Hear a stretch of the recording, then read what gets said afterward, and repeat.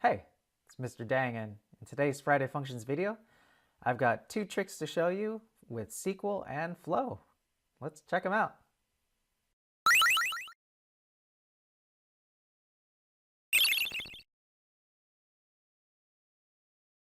Here I've set up a basic flow that starts with a Power Apps trigger. This first thing I'm going to show you is how you can declare formal parameters inside a SQL query. Let's start by adding this action for SQL. And not just any of the SQL actions, but specifically the SQL execute a query action. So I'm going to select SQL Server. And from the SQL Server, I'm going to select the action for executing a SQL query. Now, what's nice is we can now declare formal parameters, with a UI that lets us declare what type of data a certain parameter is. I'll start by typing in a query. I'm going to select everything from my table. My table is called DBO, bank, ledger. Okay. Inside my bank ledger table, I have this column called number. And I want to equal to this parameter that I'm calling lowercase num. I use that @ symbol to denote my parameter. Down here beside formal parameters, I'm going to enter a key. The key in this case is going to be the name of that parameter, lowercase num. Now, even though I have an @ symbol up here, it does not need the @ symbol down here for it to work. Now, over here it says enter value. Here we actually put the type of data this is. My num column is actually nvar character 255. I'm going to save my flow for right now, just to make sure it's good. We'll call it, we'll call it SQL tricks.test. I'll save it. Once it's done saving, I'll reload the app. For right now, we're going to have to do this so that it picks up this new parameter.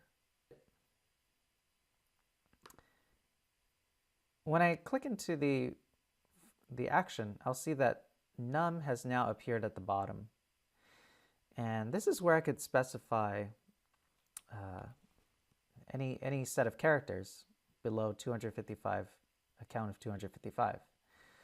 Even though it looks like a number right now, it's going to treat everything in here as characters, text characters. I'm going to save this now that I have this input. Let's run a test just so you can see it working.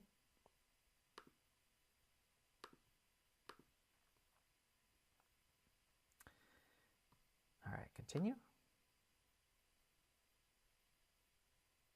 I'll run it. Flow is complete, and let's check out the data. Okay, so things came out the way that I was expecting. Just a few records here. So that's the first thing I wanted to show, is that you're able to declare formal parameters so that whatever you type in can only be that thing. This way nobody can put in additional functions in here inside the SQL query. So if you declare this as a number or an integer, it can only be an integer. If it's text, it can only appear as text. So that's the first trick. Let's edit this. Let me go ahead and use the same flow. Now I'm very pleased to show you that you can run Power Query to your SQL database. So let me pull it up. It's in the same location. I do a search for SQL. And this time I'm selecting the action for transform data using Power Query. I'll create a query. Now, if you've never used Power Query before, there's a lot of learning resources that you can look up. And that's the great thing about Power Apps and Flow. If you're learning some of the functions, you can look at Excel read up some of the Excel documentation, because most of the functions are from Excel. And if you're learning about Power Query, there's a huge body of knowledge that already exists. All right, I'm going to select, this time I'm going to select a different table. Let's do the pixels table. This is a table that has all these different items. They're part of categories. They have a file name and an ID number. This file name goes to an image. All right, so in Power Query, I can filter how I want things to be output. So for example, maybe in this query that I want to run, of all the different categories of items I want, I can just filter it here. I choose the column using the chevron. Right now it's having an incomplete list. When I click load more, it'll show all of the different categories that are available. It knows distinctly what categories are available. I'm going to select sword. I want to see all the swords, all the images of swords that I have. Quite a few here. And from that, I could filter even more. I can go into the ID column, and when I click filter, I can do some pretty advanced filters here. I can use something that uses multiple columns and filters, or I could just keep it basic. Let's do something that's greater than or equal to and less than or equal to. Let's make it greater than 1916 and less than or equal to 1936. Okay, I'll click OK, and I should just get this very first page of the swords, not any more than that. So I've applied 2 filters to this entire table. Let's do one more thing inside this query. I could actually add a column. I could use this for calculations. I'm going to show you how to use it for indexing. So let's say you filtered all these columns and now you have this new result. Well, if you want to give it a numerical count for each of these rows, a sequential number, you can add a column that indexes it starting from the number 1, starting from the number 0, your choice. And it places it on the side for you. This is very useful if, let's say, you wanted to do some banding inside Power Apps. Like every odd number, you wanted one color. Every even number, you wanted another color. This index column would be perfect for you. And I could get more fancy than that. So I'm not going to go too much into detail with all of the capabilities, since you can figure out how you want to use Power Query yourself. Once I'm done and satisfied with the changes that I want inside this query, I'll click Create. If I were to save and run a test, I will be able to see its results. I should be able to get results from both of those SQL actions. So let's go ahead and run this. I'm going to do one more thing at the end of this. All right, it is successful. Now, let's review one of the actions that I've shown in previous videos. Is how do you send this? You've got this great amount of data, whether you're executing a SQL query and getting a set of records, or transforming data using Power Query. Whatever you're doing, how do you send this back into Power Apps? Let me review those steps with you. So you get this set of data, you copy it, and I'll make a little bit more sense in this in a JSON viewer in just a moment. I'm going to copy this entire thing. Let's open up a JSON viewer. So I can search for one in Bing.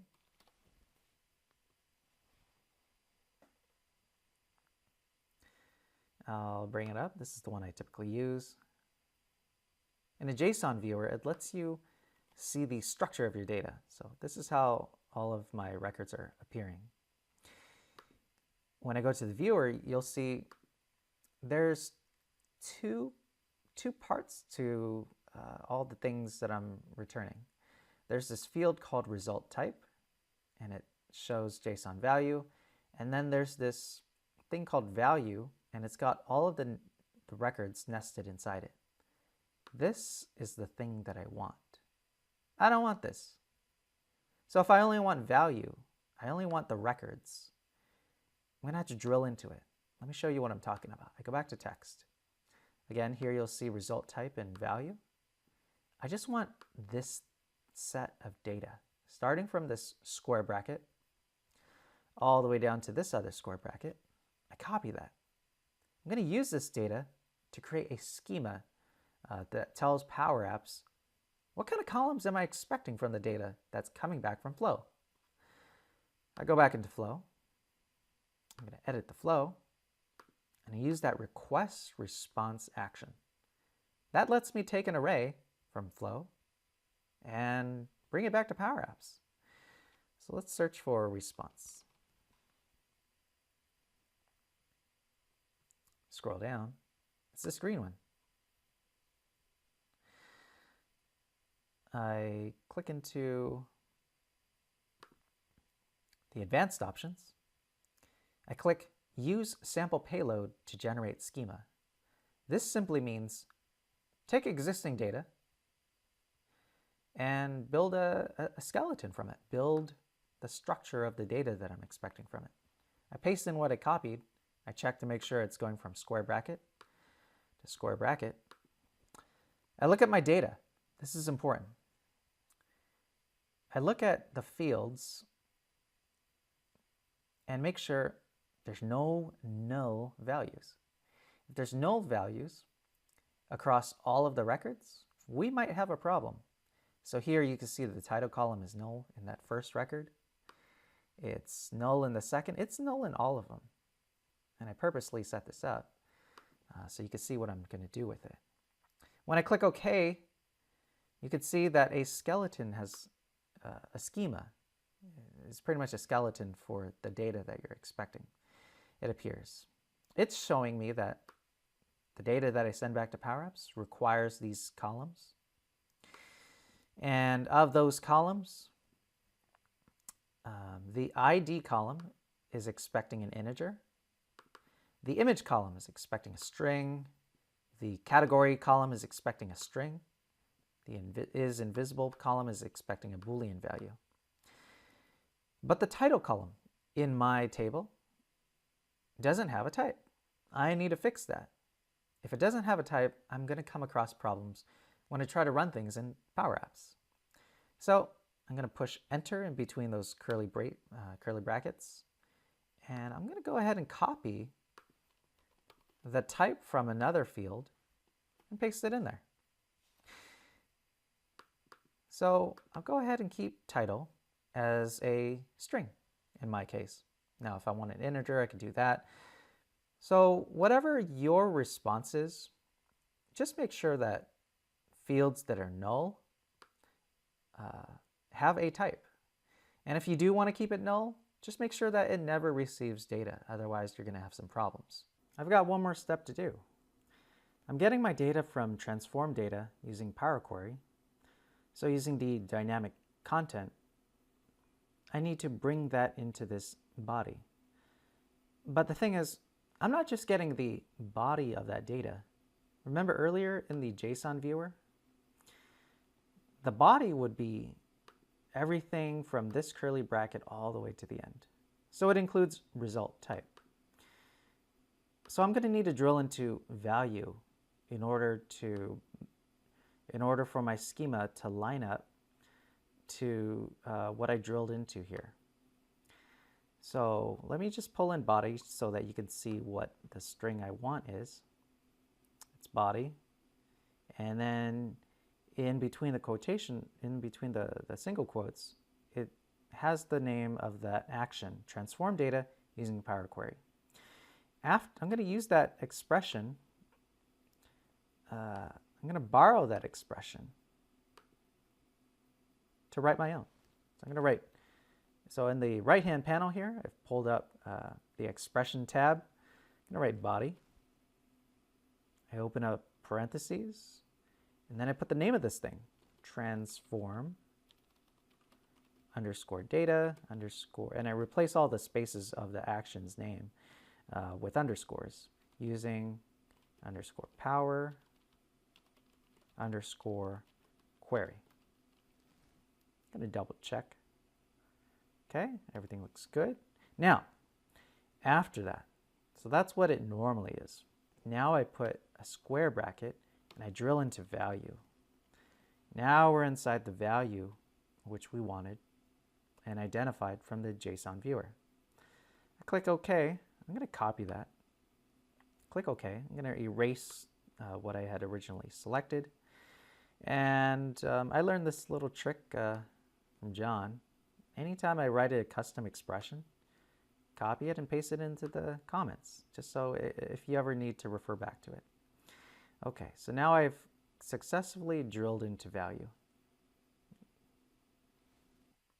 Now, when this flow runs, it's going to trigger from Power Apps. It'll run this. This is just here because we're just testing things out. But really, the data that we're sending back to Power Apps is coming from Power Query. And I could test it out in Power Apps if I really wanted to. So those are the things that I wanted to show. Execute a SQL query with parameters, transform data using Power Query with all the filters that you want, shape it the way that you want, add columns, and you can go ahead and return that data back to Power Apps. Thanks for watching. If you'd like to see more interesting Power Apps, please subscribe.